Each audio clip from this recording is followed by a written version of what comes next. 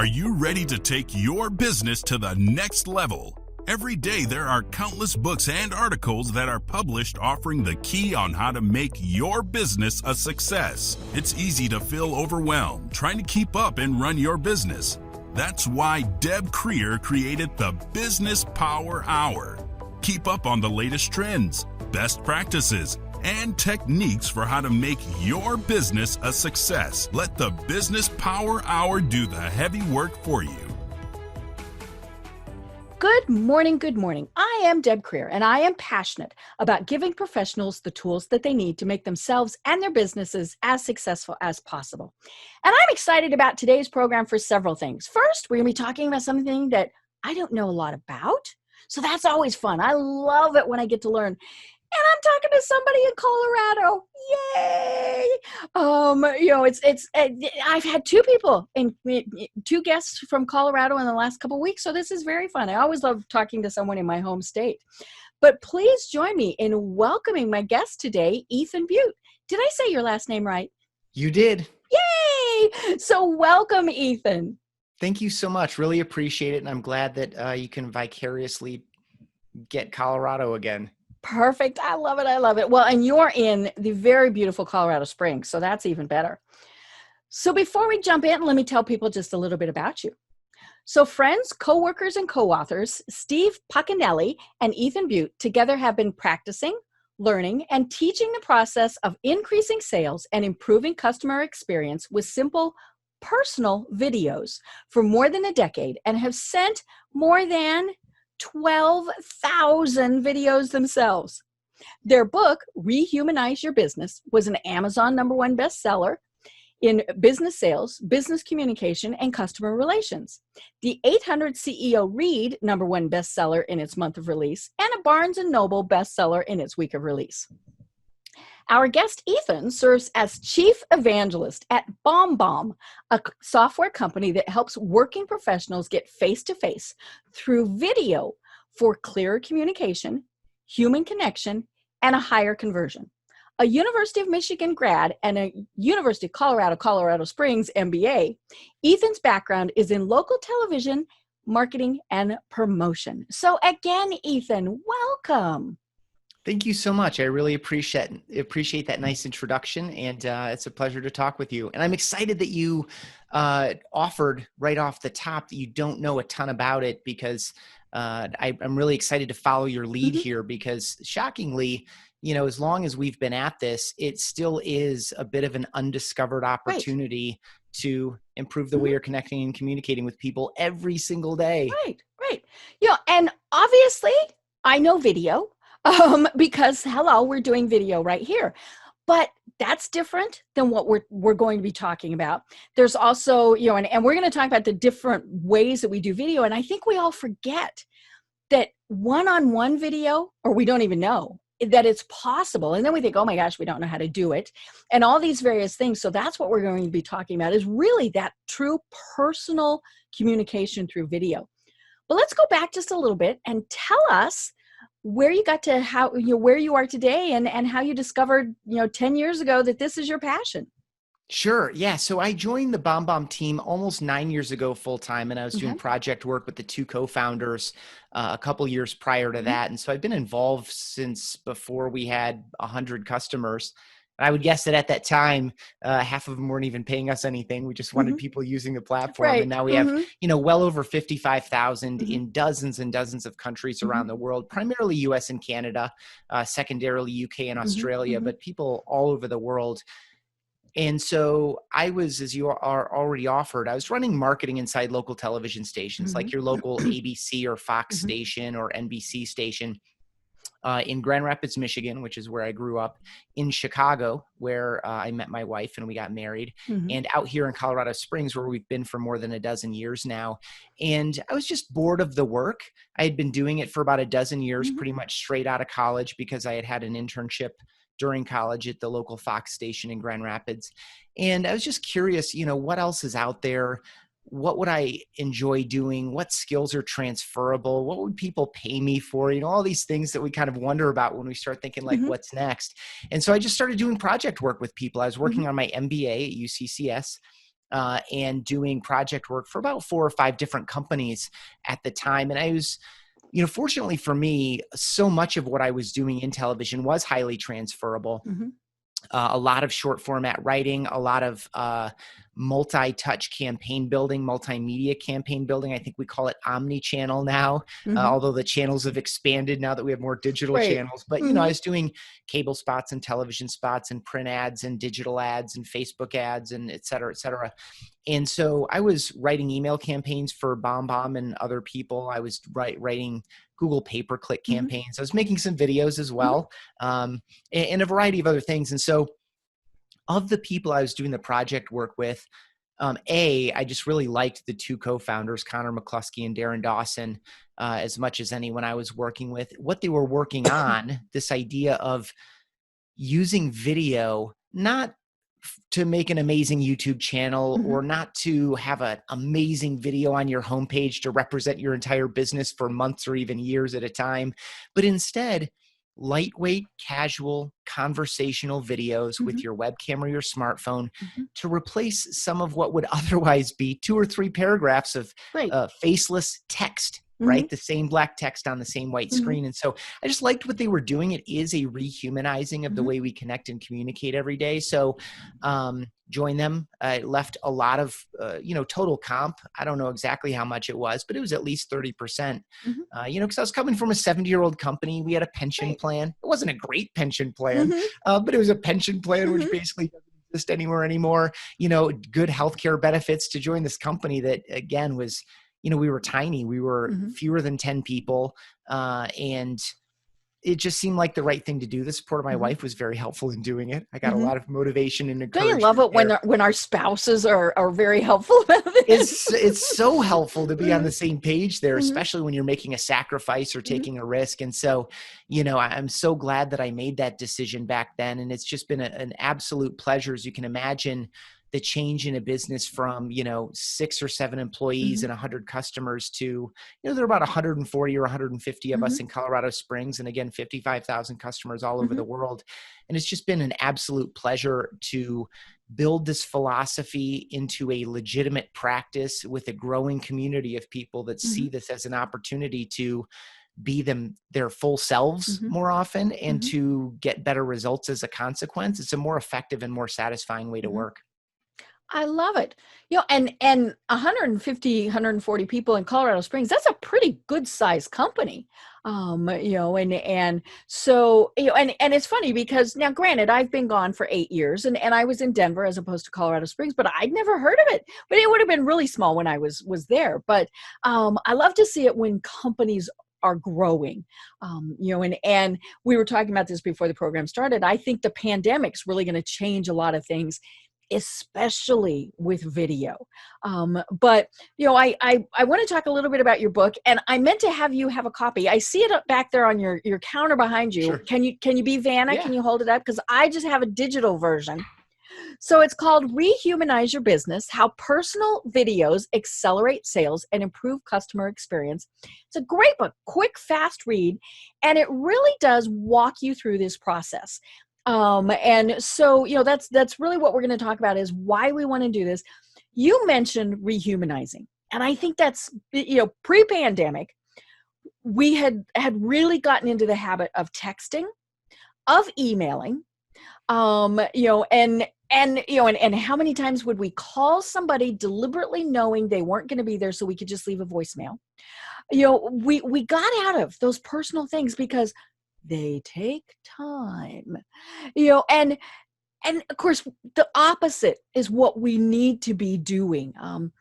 Because as we've talked about numerous times on this program, it's all about building those relationships with people. And the 2-second text or the email that's so long that I don't read past the first paragraph, or, all that doesn't help me build a relationship with anybody. So talk to us about what a personal video really is. Sure. And you've already spoken to it. I mean, when you think about, and I'll add one layer to kind of what's going on, no one answers their phone anymore. And sometimes we don't want them to. Obviously we're doing a lot more texting and we're adding little emojis and emoticons to kind of make it a little bit more clear so that they I'll know let we're them know that joking I'm smiling because. Right. And of course there's research in the book, and that anyone could easily Google, because that's how it wound up in the book, that emojis actually complicate it. They don't add clarity. In fact, they add more confusion. Especially if they don't show up. You get the little square. My mom's always like, what's the little square mean? Oh, sorry, Mom. Exactly. I mean, there's so many things that are lost in translation. It makes sense to you, but when they get it, and there's something even more important here. You mentioned, a multi-paragraph email that frankly, we all overestimate our ability to communicate clearly in text. Most of us are not fantastic writers. It is like any other skill. It's one that you can become truly excellent, world-class in. Excuse me. And so we overestimate our ability, and it causes us a great deal of anxiety. There's a lot of research that I leaned on from a friend of ours, Dr. Andrew Brodsky, who I met when he was doing his doctorate at Harvard, and now he's down at University of Texas at Austin in their business school.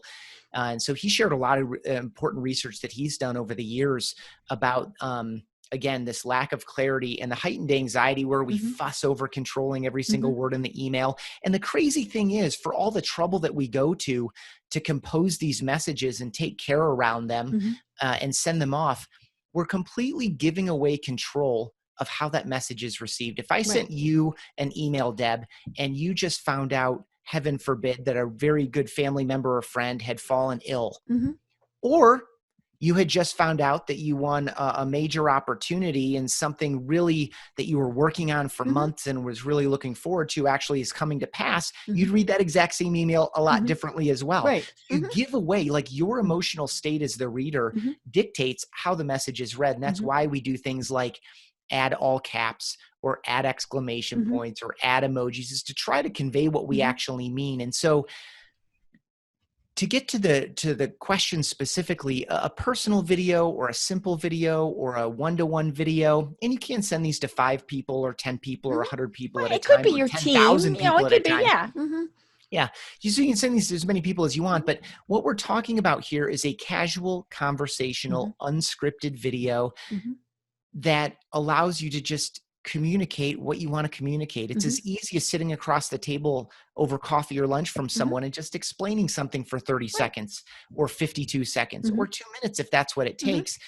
And you record it when it's convenient for you, send it off by email or text message or LinkedIn message or Facebook message, and someone opens it up and experiences you in person at their convenience. And it does so many things, including build this psychological proximity or psychological nearness to you simply through that exposure. Because the interesting thing, Deb, is you and I are both sitting about 2 feet or less from the camera. And so our brains, although we intellectually know that we're both on video, our brains at a unique level, operating through mirror neurons, perceive the exchange as being in personal space because we're within 4 feet of one another. And so there is a bonding going on between you and I right now that you can recreate through recorded video too. And so the convenience of you being able to take 5 minutes between 7:45 and 7:50 in the morning to send 2 or 3 thank you videos or congratulations or good job or I was thinking about you or I was excited to hear or I was sorry to hear, all of these things. If you just scroll your LinkedIn feed or your Facebook feed or your Instagram feed or whatever, you have 10 things that you could reach out to people about to further encourage something positive or to console someone on something negative or to add some color or context to something neutral and interesting, and to do it in this way that allows people to feel more connected to you, to allow yourself to be yourself and to express yourself more clearly. And there's just so many benefits to it. And so what we're not talking about, and then I'll give it back to you, what we're not talking about is what we're doing now. You and I are in different time zones. We had to schedule this several days in advance. We both had to show up at the exact same time. And so we're not talking about this live synchronous video. This overcomes distance. We can be together as long as we have a camera and an internet connection. We can get face-to-face with anyone, anywhere in the world, anytime, but we have to do it at the exact same time. So that's not what we're talking about. Again, we're also not talking about what we call marketing through video. And we say that just to say, if you think about video in a business context, you often get a little bit anxious because it requires time, budget, expertise, typically lights and scripts, sometimes casting, production, direction, editing, polishing, all these other things that add time and expense. And so we're not talking about video that's a project either. We're just talking about casual videos that anyone can do. You could start doing this today. And the thing that I recommend is that you start with people you know and who know you, with simple messages like the ones I already said, thank you, good job, or congratulations. Right. And we'll talk more about the nuts and bolts of doing the videos, but you mentioned we spend a lot of time sometimes crafting these emails. And we agonize over it. How are they going to read this? How are they going to interpret it? Or we fire it off so quickly that it's got mistakes, and things like that. And how many times do we get a text and I'm thinking, I don't know what that means, because they've abbreviated or things like that. And video, they see it right there. And it's one-way communication. I mean, you're just saying, hey, you mentioned in your book, great opportunity to use these is after you've been at a networking event, and rather than, sending someone just a LinkedIn connection. Hello, I met you at such and such a place. We'd like to get LinkedIn. You send them a little video and say, oh my gosh, it was so great to meet you today. My LinkedIn my LinkedIn account is down in the notes or in the text. Let's connect there and can't wait to see you at the next event. How cool is that, as opposed to, I'd like to connect with you on LinkedIn because, right. and that's the whole point.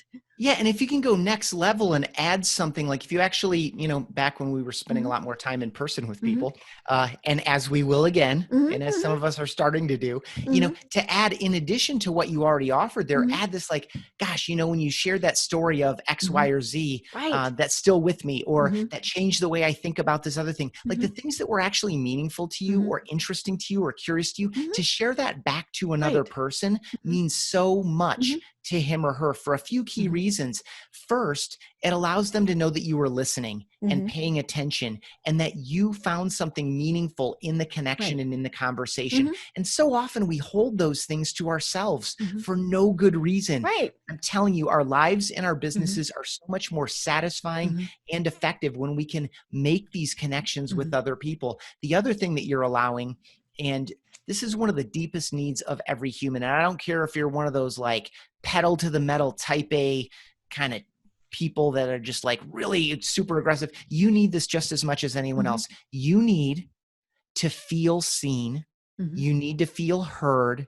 You need to feel understood. You need to feel appreciated even for the individual that you are. It's just part of the human experience to need to be seen for who we are. I think it's one of the motivations where, we see it generally more in youth than in adults, where they really, they don't know how to achieve this feeling of being seen and heard. And so they maybe style themselves in a very unique way, or go out of their way to do, slightly rebellious types of things. And a lot of that is simply an act, a decision, a step in order for someone to say, oh, I see you. Now I see you because your hair is blue and it's standing 8 inches straight into the air with some, spray or gel or something. But and we do that in a lot of other ways too. I mean, it's a reason, this kind of identity piece is why we make, choose to drive the car that we drive, or choose to wear the brands that we wear, or I tend to wear things that are unbranded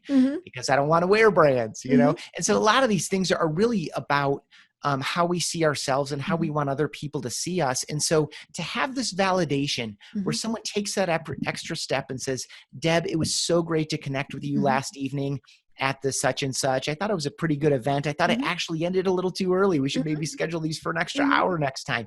Man, I'll tell you what, when you told me the story of how you made that transition from here to there and why it happened, it made me think about, since we last connected, it made me think about this situation where blah, blah, blah, blah, blah. Anyway, I'll let you go. You have an awesome evening. Great to connect with you. And again, LinkedIn connections down below. Now it's like, oh, he heard me. He thought that was interesting. Like, even if I told you in the moment, this idea of giving you a little piece of my morning or afternoon or evening, essentially it's and then I'll stop monologuing. Oh, no, this is love great. This whole thing.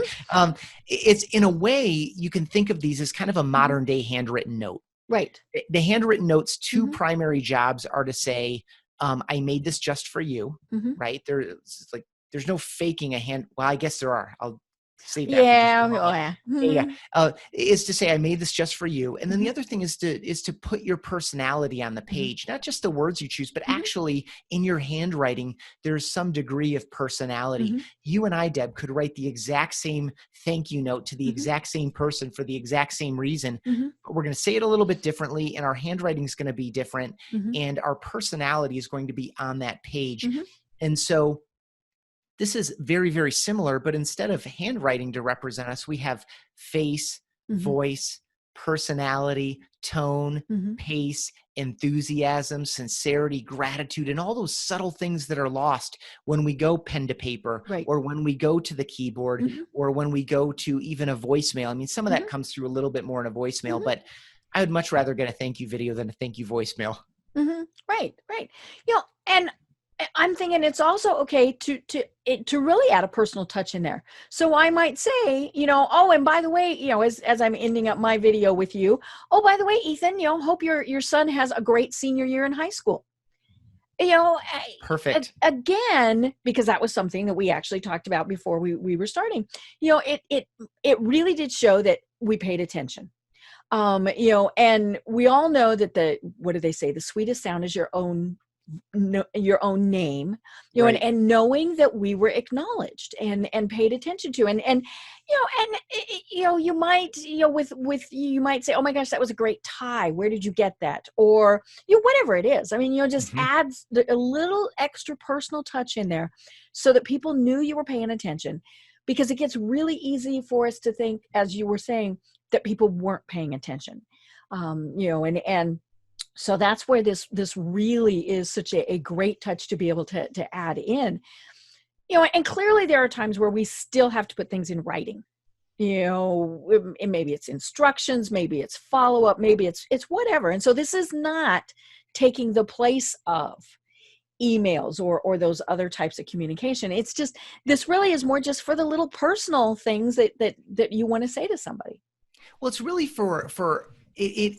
I would encourage people to think about all the times you've clicked send today as you're listening to this, and all the times that you're going to click send through the rest of the day and the rest of the week. You're going to click send a lot of times. Or the other thing is, a machine is going to shoot out a message on your behalf. Right. And that's fine too. And all of those are opportunities to add a video component. I encourage people to include some text with their video too. You don't just send a video on its own.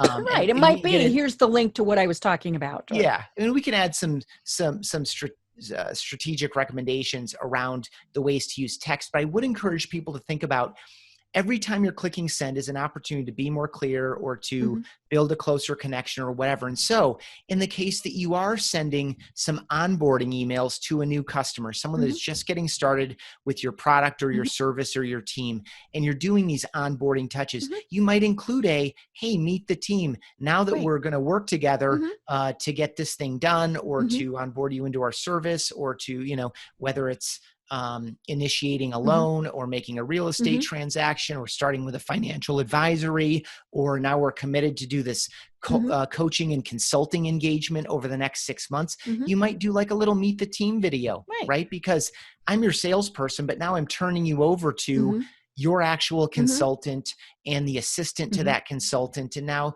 you get to meet these people before they ever show up on site. And these kinds of things. You might use a screen recording to do a show and tell when you're making the proposal, right? If you had some negotiation leading up to the proposal or the contract, send a video along with the contract to say, hey, all the details are through the link or in the attachment.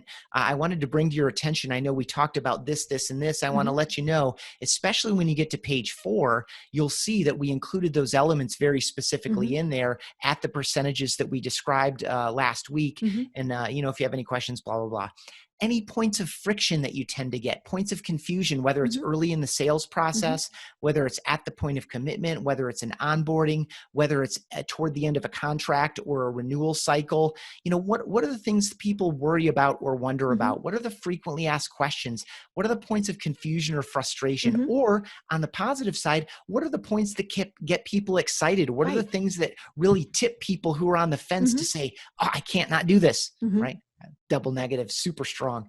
Mhm. And so, what are those elements? And those are the points where you might add a video into Mhm. either a message that goes out Mhm. automatically or one that you tend to send because it's just part of your checklist of Mhm. items. Oh, at this point, after we've, after I've gotten a reply to my initial touch, we've gotten on the phone, we scheduled an appointment in person or over Zoom, we've held that appointment. Now is the point in the process where I do X, Y, or Z. Mhm. That point might actually be to send a video. And the Mhm. video's purpose might be to add clarity or to address an objection in an empathetic way where you meet them at the point of concern and emotionally move them Mhm. through the 90-second video to a point of excitement about this newly Mhm. envisioned future that we're going to achieve together.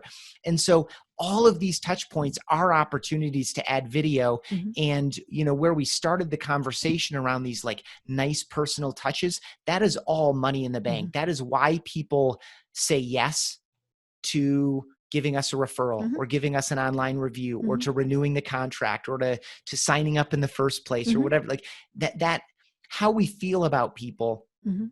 is obviously key. To hear you talk Mhm. about relationships at the beginning like it's a given within this community means that you truly understand the importance of, generically speaking, the Mhm. know, like, and trust Mhm. dynamic. This idea that I feel comfortable with this person. I feel like this person is operating with my Mhm. best interests in mind.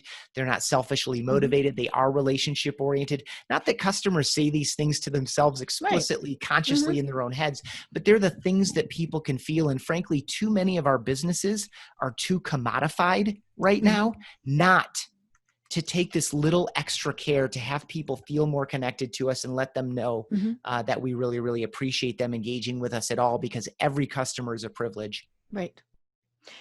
And as I was reading your book, one of the things that struck me is this is a great way to put a face to a name. I have clients in multiple states who I have never met. We communicate every day. They're sending me their information. I post for them on social media. So they're sending me pictures. They're sending me the descriptions. They might actually be connected with me on Facebook. And, so I see, what's going on with them, in their, depending on what they use Facebook for. You might see their kids, might see some of their vacation, all these little things, but we've never been in a physical building together. Maybe we've had a call, but or a webinar, but that's been it. I mean, there's been nothing. And so as I was reading, I thought, oh my gosh, what if I recorded a little 90-second video that said, I just thought you guys might want to know who I am, and tell you how much I appreciate everything you've been doing. And really it's, like you said, short, because like with anything else, if it gets too long, we get bored very quickly. And we go squirrel, and so, I was thinking this would be a perfect way to do this, to put that name to a face. Then the next time we get a text message or whatever, it's like, oh gosh, I remember her. She's the one with the short red hair. Exactly right. That is that psychological proximity that I'm talking about. When Mhm. we can't be physically Mhm. proximate near each other in the same town or Mhm. in the same room, this idea that people can still feel that way toward us, Mhm. even though all the communication's been digital, it Right. is so much more human. It's Mhm. so smart. Yeah. Now, so why don't more people do this? I mean, that one of the things that it talks about on your website and then also in the book, where you mentioned that you have a lot of great clients. Some of them have sent thousands, folks, of these short little videos. Clearly, they're seeing a benefit to doing it, or they wouldn't be doing it. And there's probably kind of a sweet spot where somebody hits and they go, "Oh, these really are working." But there's obviously so many people who aren't doing this. So what is the holdup? A few key things, and it's a really important question because the technology has been available for years. When we first started and started going to market, like 2010, 2011, the internet connections that we all had were Mm-hmm. pretty poor. Mm-hmm. Our smartphones were not as smart as they are Right. today, and of course now the camera is a battleground for as new phones get released. And so Mm-hmm. these Mm-hmm. cameras are better than ever. Our internet connections are better than ever, Mm-hmm. and so are our customers. And so Mm-hmm. this technology has been available. Like we've, gosh, maybe when I started writing the book, maybe a year and a half, possibly even 2 years ago. Mm-hmm. Yeah, maybe 2 years ago this summer is when I started doing it, just on my own time out of curiosity and passion. And we maybe had 30,000 customers, but hopefully people listening recognize that almost anyone working in a professional capacity can benefit from this approach, right? Replacing some of their text with a lightweight, casual conversational video. And so one is awareness. That's one of the reasons that I was motivated to write the book. I knew that if I could write a book that was approachable, and thank you for the nice words about the way that it's structured, the goal was to walk people through the kind of what, why, who, when, and how of what we call, again, relationships through video, as opposed to marketing through video. And the goal was to get a mainstream publisher, Wiley. I've read a number of books that they've released, pretty mainstream nonfiction business book publisher. They publish a variety of things, but they do a lot of nonfiction business books. I knew that if we could get it into some bookstores and into Amazon, of course, and we were in some airport bookstores for the better part of last year. Wow. That people would begin to understand. I doubt that anyone would read the introduction and say, I can't relate to this at all. And I definitely don't think anyone would read the introduction in the first chapter and say, nah, I've got no interest in this whatsoever. Like unless you're highly transactionally motivated, or unless you run a completely automated company. If the human matters in your business, and I think that's a lot more businesses than some people might think, because we are so enamored of technology, that this is an approach for everybody. And so I think lack of awareness was part of it. And so we tried to knock that down through our own efforts. Fortunately, we're seeing more competition in our space than we have been historically, which is a benefit. It validates the idea, and it means that more people are understanding it. We'll get our fair share of a growing community. And I think human vulnerability is a very, very big impediment. I think it's one of the biggest impediments to the growth of this movement in general. And by that, I mean people who quit before they ever start in earnest. People who quit because they see themselves on camera and say, I don't like the way I look. I don't like the way I sound. My equipment's not good enough. You would never say this to yourself because your ego would protect you, but I'm not good enough. I stumbled through this. I said, I had to restate myself, and all those things that you do when you actually talk to people on the phone or talk to people in a conference room. You do all these things, but there's something about the ability to play it back that allows you to scrutinize it more. And so, you offered this idea that we've got about 1,000 people who've sent 1,000 or more videos. I'm now over 10,000 videos myself. Wow. One of the team members that I mentioned in the book who hit 10,000, he's now at 17,000. And as you already observed, there are two things that are true of someone who has sent 1,000 videos or even 100 videos. You don't send your 100th video message if two things are not true. The 99 before it gave you a better outcome than what you would have done as an alternative. That's definitely true, because unless you're an absolute fool, you would never do something for the 100th time if you weren't learning something along the way and making some progress. And in this case, getting a better result, a better reply rate, a better compliance rate, whatever the case may be.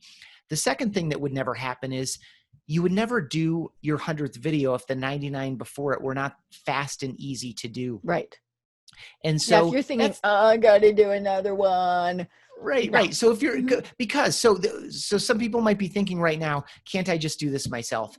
And, why would I use a service like BombBomb or one of these other companies? Yeah, that because I can record video. I mean, we do it all the time, right? Right. So they hear the conversation up to this point, like, yeah, this sounds good, but I don't need to pay someone $30 a month. I can just do this myself. And I would say, well, what is your time worth is the question, right? And so you could record a video, and then the question is how. Or you, like, if you have a Mac, then you maybe have QuickTime. I don't know what the tool is on a Windows machine, but I'm sure you have something that would record a video file and allow you to save it to your desktop. And then what? Upload it to YouTube, but you mark it as unlisted and private because you don't want the whole world to see it. Yeah, it's just for these 3 people. And then you just drop a link in there. But then how do people know that it's a real person? How do people have the trust there? Okay, so I guess we'll eliminate that confusion and screenshot that video and take the screenshot and put that into the email. Well, first of all, not all transactional email systems allow you to place a picture in the email. Let's say yours does.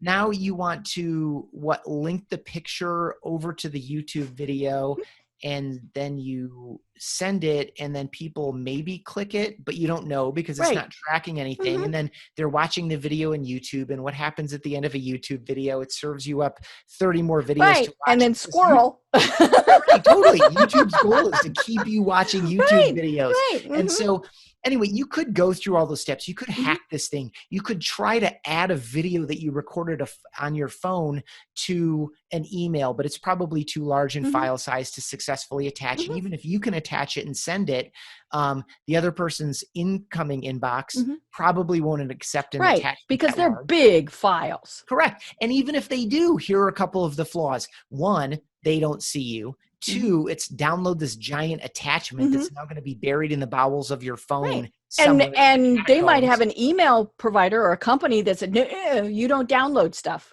Correct. Yep. And they never see your face. And so what we do is we eliminate all those steps. We streamline it. We're encoding your video while you're recording it, so it's ready to send as soon as you click send. When we automatically take the first 3 seconds and loop them so that people see your face and whatever you're doing, whether you're waving or whether you're holding up a book that a friend wrote and you want to congratulate them on it, or whether you're, I have a whiteboard here where I'll write people's names, or I'll draw their logo, or I'll write 3 answers to your question, Deb, right? And so in the beginning of the video, I'll say, hey, Deb, I got 3 answers to your question here, blah, blah, blah, blah, blah, blah, blah, right? And so that 3 seconds allows them to see you, to know that it's a real person. We display how long the video is. Play 32-second video, play 1-minute video, whatever the case may be, to manage expectations. So I know that I'm not getting into, War and Peace, the movie. Right.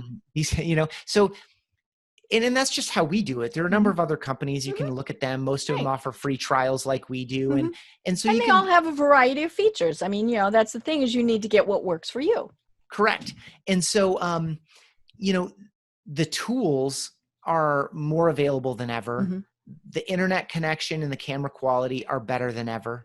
I think there's more training and education. That's what we've come up on. That's why I was able to write the book in 3.5 or 4 months, was that I had already written 500 or 600 blog posts on the topic, and I already had dozens of conversations like this, that I already created and delivered dozens and dozens of webinars and stage presentations on how, when, and why to do this. And so the information is more available than ever too. And so there really is no compelling reason stopping anyone except getting out of their own head, stopping judging themselves too harshly, going ahead and sending 10 of these kind of lightweight personal videos we already described, and getting a couple of those replies and responses that say things like, I loved your video. I've never received a reply from a typed out email where someone said, Ethan, I loved your email. Oh my God. This was just the best, man, right. But I get all the time, I loved your video, or it was great to see you, or thank you so much. This is the irony one. Thank you so much for taking the time to record that video for me. Are you kidding? It took me 47 seconds to answer your question. It would have taken me 4 minutes to type out the response, right? I saved myself a massive amount of time, but I created this impression, this touch with a customer that leaves them feeling that their expectations were exceeded, that their question was answered, that I heard them, and that I care about them. And that is the foundation for all of the things that are to come with that customer. Right. And of course, one of the, you touched on this, one of the things is that people think this just isn't going to look right. It's not going to, it's not going to be professional. I mean, all those various things. And, and we listen to ourselves, we watch ourselves, and we think, oh my God. I mean, remember the first time we heard ourselves, probably it was when we first recorded a voicemail message, and we played it back and we went, that's what we sound like. And then shocking. When we look at ourselves, we're like, oh my gosh, I use my hands all the time. I bob and weave and, all of those various things. But part of that is what makes us human, it's, and the affectations that we have, the uhs, the knows. It was funny. I was on someone else's radio program one time, and it was, 15, 20-minute interview, really pretty short, which, that was great. Worked out perfect for what we were doing. But then she said, and it takes me probably 3 hours to edit. Really? I mean, I was just stunned. And I mean, for our program, this is an hour long. assuming, knock on wood, that everything goes well, takes me 10 minutes to edit. I mean, I add this, I add the start, I add the finish, I upload it. Yeah, I'm pretty much done. It takes it longer to render the video than to do anything else. Sure. But, I said, why does it take you 3 hours? And she said, well, I go in and remove all of the uhs, the knows, all of those things. And so when I listened to it, gotta it sound sounded unnatural. horrible. Oh, Yeah. Because granted, I say, and and all those various things, but that's how I talk, especially when you're having a conversation. Now, if you're doing a scripted presentation or something like that, that's very different. We don't have those things. But yeah, when we're just chatting with somebody, we go, we sneeze in the middle. We do whatever. And again, that's what makes it personal. Then, people are saying, what about the equipment? Well, you're right. Phones are going to do it.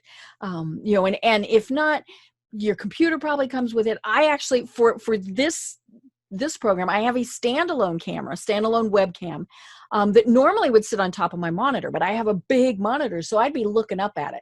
So that's one of the other things that you mentioned in the book is, figure out how you're going to be looking at the camera and not looking off into space. All these various Right, it's about things. eye contact. That's the Right. weirdest thing. If you and I were having coffee or lunch right now across a table, maybe it's 6 feet wide for safety, you and I would look at each other about 60 to 70% of the time.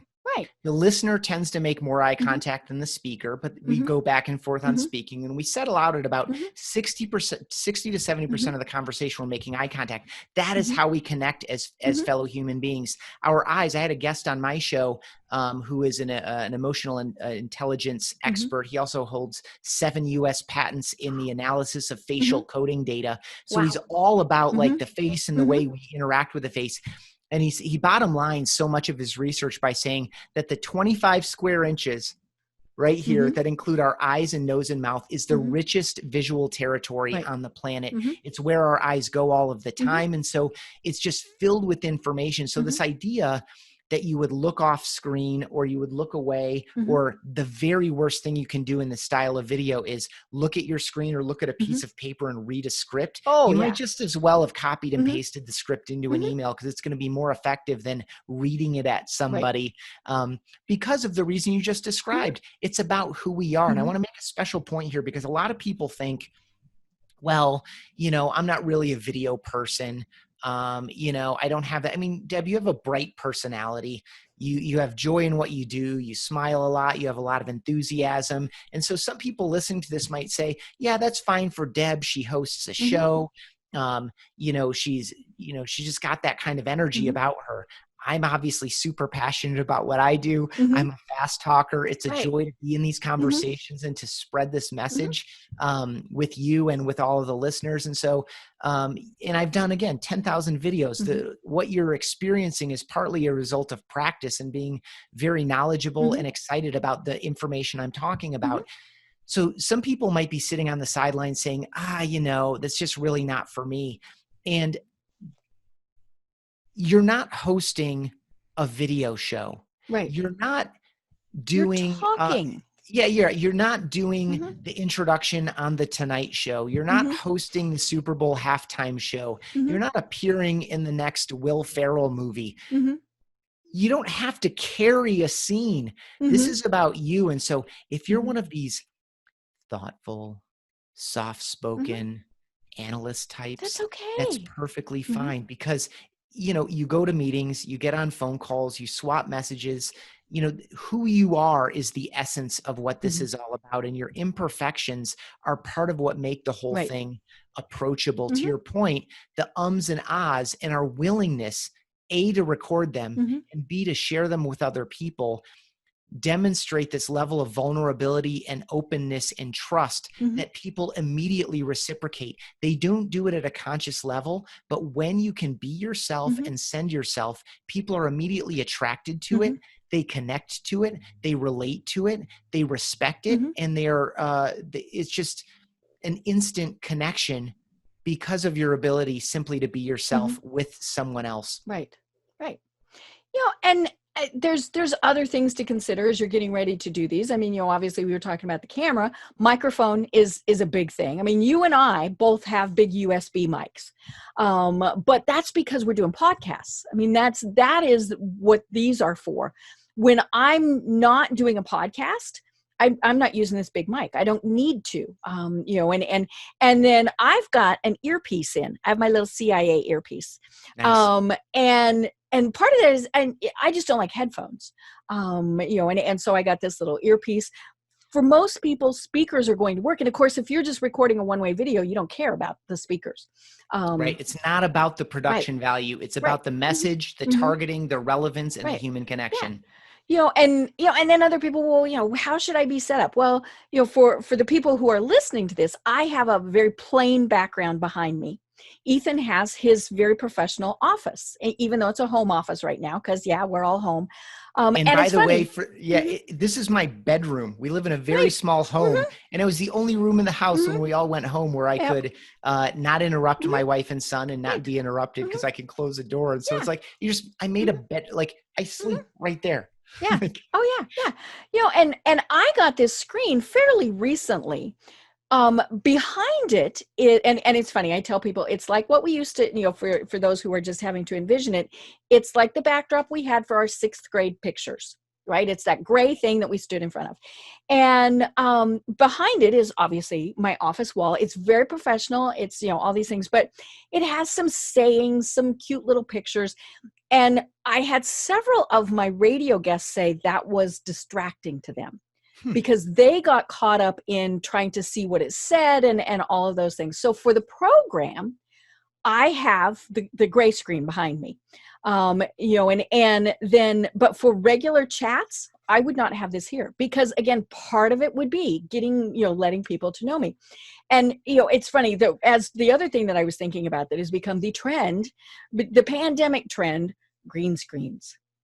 Ah, I don't like green screens. I mean, most people do not have the computer oomph to be able to properly use a green screen. So we get this weird halo. We get this weird, if I were to put one on now, it would distort the image over my face, or heaven forbid we wear something green. And so then part of your body disappears, right? yeah. So don't do It's just, green it's screens aren't unnecessary. personal. Yeah. It's unnecessary expense and Right. complication. Yeah. Oh yeah. I'm using, since I left my Mhm. office, I'm just using the built-in Mhm. webcam in Right. And it's my perfect. laptop. Mhm. Totally. And Mhm. good enough. Right. And when I'm in my office, I have a Logitech Mhm. webcam, is maybe Mhm. 60 or $70. Mhm. It has nice, it will also, if you get one of those and Mhm. plug it in, it will Mhm. improve your shot. It'll Mhm. generally be wider, maybe a Mhm. little bit sharper or clearer. And it typically comes with like a nice little Mhm. microphone Yep. as well. And Mhm. so, Mhm. um, it improves your sound and Mhm. your sight Right. for under $100. So Mhm. if you want to do that, you can, but you don't Mhm. need it. Right. Again, Mhm. no, the threshold for good enough is, can I see you clearly? Mhm. Can I hear you Hear clearly? you. Yes. The So a audio couple, really is critical. yeah. So a couple practical tips: turn Mhm. on every light. More light is always better than Mhm. less light. If you have, I'm air quoting here, too much light, Mhm. typically your camera can kind of like ratchet it down and adjust properly. Mhm. But whenever I see a lip sync issue, like Mhm. where Right. the audio and the video don't line up, Mhm. or I see some kind of graininess, it's Mhm. typically just because there is not enough light in the shot Yep. for these cameras to make a clear Mhm. image. And so Mhm. turn on every light. If you, no matter what you're using to record your audio, Mhm. like oftentimes I'll just use the built-in right here. It's Mhm. some, I don't even see it on my laptop. I just know Right. that it's over here You just poke somewhere. the button and away it goes. Yeah. Yeah. Mhm. And, the closer you are to it, the Mhm. better, Right. and I'll just demonstrate. I do, as you said, I do have like a nice mic because I Mhm. talk to people on specifically for audio listening, Mhm. typically in headphones, and we want Mhm. the audio Mhm. to be, better than kind of echoey. But if I just take a step back alone, Wow. it You just all of went a into sudden, a cave. right, Mhm. it sounds a lot different. And Mhm. so, and that's with a good microphone. And Mhm. so, if you have kind of a default built-in Mhm. microphone, that gap is going to be even bigger. And Right. so the closer you can be to Mhm. your microphone, the better. Mhm. A little hack tip is, like the little earbuds with the microphone that Mhm. come with your phone. Mhm. You can, if you're holding your phone out or you're setting Mhm. your phone down and recording, just bring the microphone corded or uncorded. Obviously, people are using the buds now. And Mhm. so the mic is already right here next to your Right.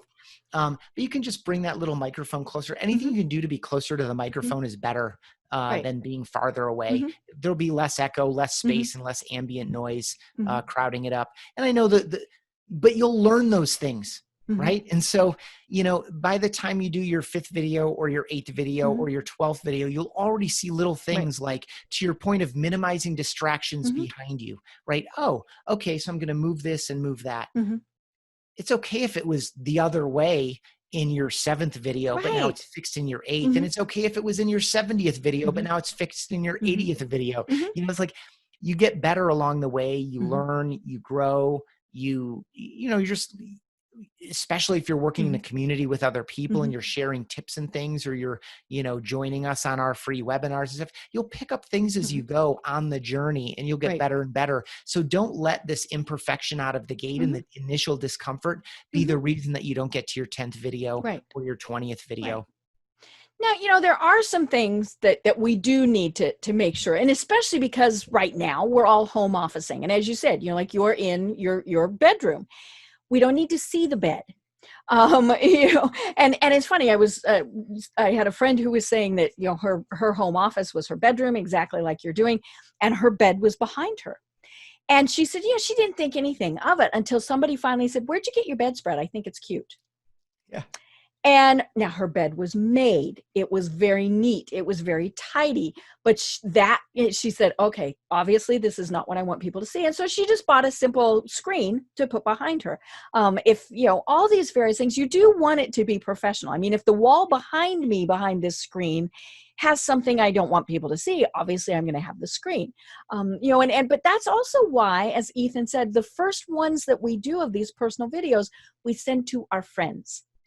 And then we might say, this is something I'm just starting out. Please let me know what I could be changing.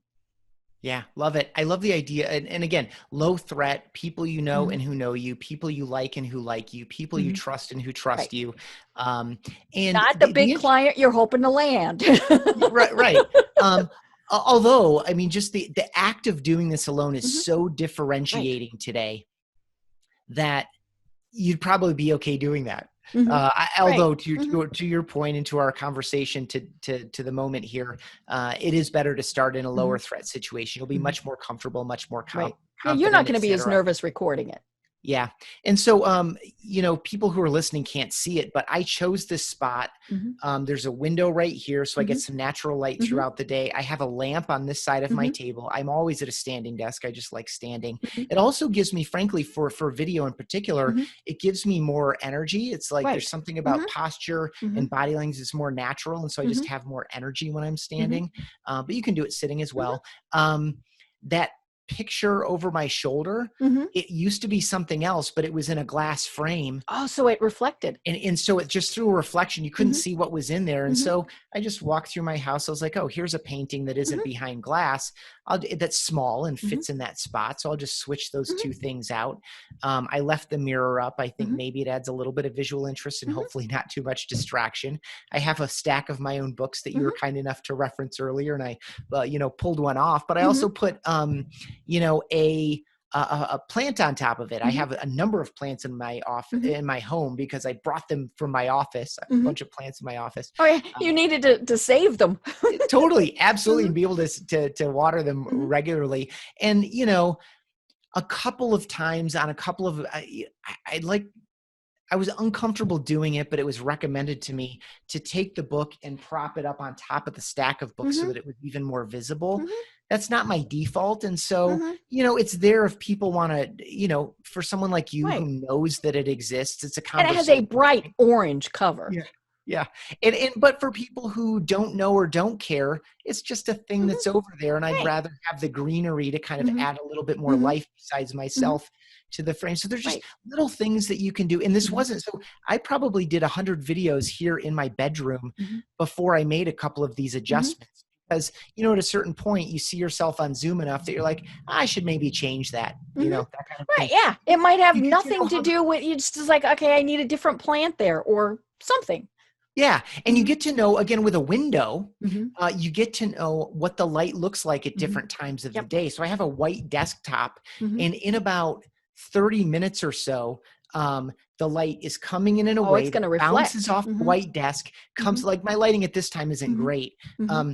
but it'll bounce off the desk and come Mm-hmm. up at me. And it's not something that I knew. Like I didn't walk into the room and set up my desk and go Mm-hmm. like, man, this is going to be amazing at, X o'clock. Mm-hmm. But you get to know it. Mm-hmm. And so then I know that during my day, I want to do 5 follow-up videos to Mm-hmm. these 5 people where I have these open Mm-hmm. opportunities where I need to either ask them to take the next step or remind them of something or whatever, give them some additional information Mm-hmm. that they asked for. Mm-hmm. I might take care to say, okay, that's my window. I'll just block it on my calendar. That's the Right. window where I'm going to do all my video Mm-hmm. follow-up, because just knowing that it looks Mm-hmm. a little bit better gives Mm-hmm. me a little bit more confidence. Right. And like, so these are Mm-hmm. the small things that you Mm-hmm. learn along the way. It doesn't matter if you're not aware of Mm-hmm. them. But if you never start, if you quit because Mm-hmm. you say, I can't do this, Mm-hmm. I'm not good enough, I don't I'm like going the to way I look look. silly. Right, Mm-hmm. right. First of all, again, I promise, even if you don't ask for replies, you're going to get replies that Right. say, oh my gosh, that was so awesome. It was Mm-hmm. great to see you. Oh my gosh, I Mm-hmm. miss you. Great to see your face. Right. I loved your video. Thank you Mm-hmm. for sending me the video. You're going to get this validation that supports you and Mm-hmm. encourages you. But that the things that you learn along the path will further Mm-hmm. embolden you to continue to find new and different Mm-hmm. ways and to go at bigger opportunities Mm-hmm. and these kinds of things. And so, yeah, don't quit. Right. Yeah. And they will not be perfect.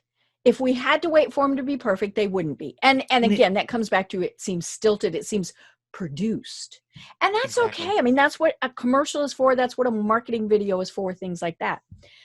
Well, Ethan, oh my gosh, we only have a couple minutes left, and we didn't hit the one big topic that I really wanted to hit. So that just means we have to have you come back. And that's video right now during the pandemic.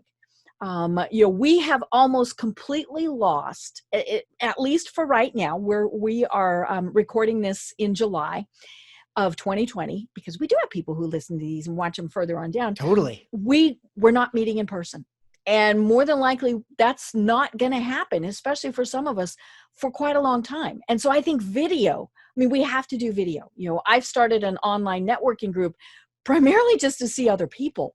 But now, we've added an education component, all sorts of things like that. But I think video really is going to be important. And so maybe what we need to do is chat again when things have settled down a bit to see, because I think a big difference is going to be how many people go back into a workplace, or are they still working from home? Because that, I think, is where we're really going to see video used a lot.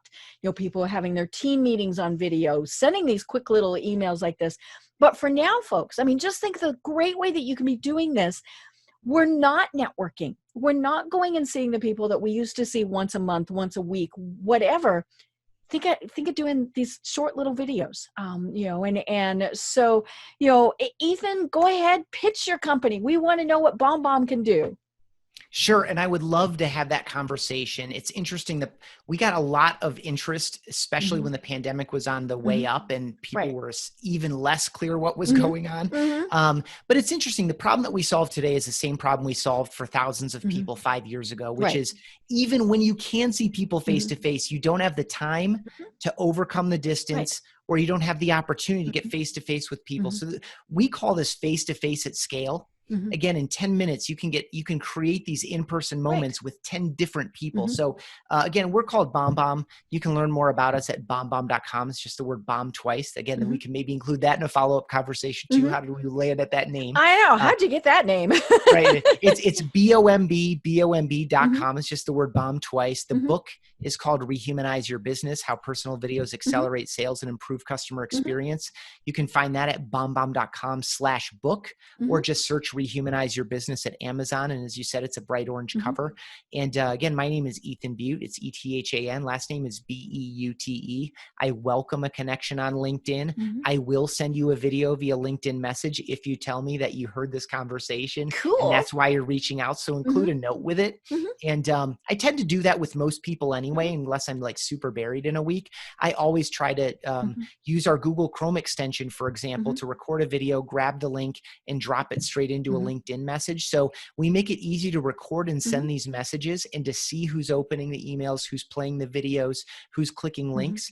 You can easily record and send from our web application that you log into at BombBomb.com. We have mobile apps for iPhone and Android. We have integrations with a number of systems and platforms, including things like Salesforce. We work directly inside the Gmail inbox. And so we believe in you. We believe that you're better in person. We believe that you are your own best differentiator. We believe that you are the reason people say yes, whether you're directly in sales and it's yes, I'll sign a contract, or whether you're in a service role or a support role or a leadership or management role or in a recruiting role where people say, yes, I would like to learn more about the opportunity at your company and to join you as a data analyst or whatever the case may be, right? And so we want to get you face-to-face more often. I know personally through my own experience and through hundreds and hundreds of customers that I communicate with very directly that this is not just a more effective way to work every day, to get more yeses, to be more clear, to save some time.